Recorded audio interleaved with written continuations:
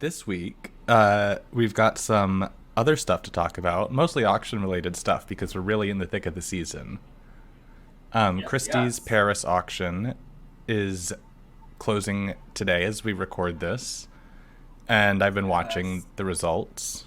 Um, pretty pretty low for a lot of stuff, I would say. I mean, not crazy low, but I haven't been shocked by any of the results being that high, hmm except for the So Blacks. There was a So Black Kelly 35 and a So Black Box Birkin 35, Yes. both leather. And last I checked, those were really, really high. Let me see what those sold for. I can pull that up right now.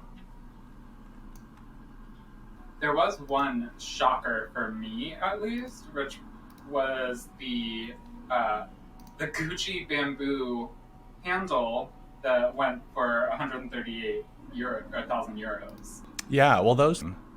Those It three that makes they started the total auction sense, with, but yeah. they were made special for the auction by Gucci.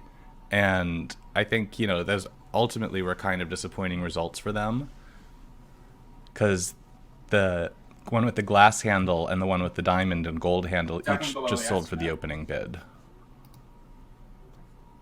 So at least they sold. hmm Which this was yeah, this was definitely an experimental group of lots, but I don't know. What is your impression, knowing a bit more about the auction world, about the dynamics behind I this mean, I price? think Just this not sort enough of retail bidders, or production and auction doesn't really go well together in most senses.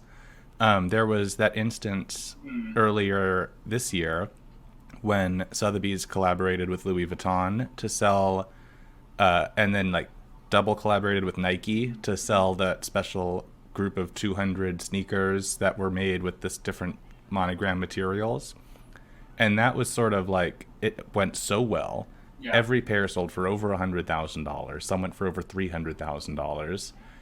That I think people thought, oh, this is something that we can do more of. incredible. But that auction was for charity. It was for Virgil's Yeah. charity. He had just passed. Like, all of the stars were aligned for that Mm-hmm. auction to have been as successful as it was. And that isn't necessarily replicable, as you see with Sotheby's when they collaborated with Louis Vuitton again for Right. the RD Capucines collection later that year. Or maybe this was a whole calendar year Yeah. after. But those were, Yeah. they recreated a group of the RD Capucine bags, just one of ones, that were each signed by the artist, and each had a custom round hat box shaped trunk with that was also signed by the artist. And I want to say a lot of them, the opening bids were like 15, 16,000 euros, or like 20,000 US all in.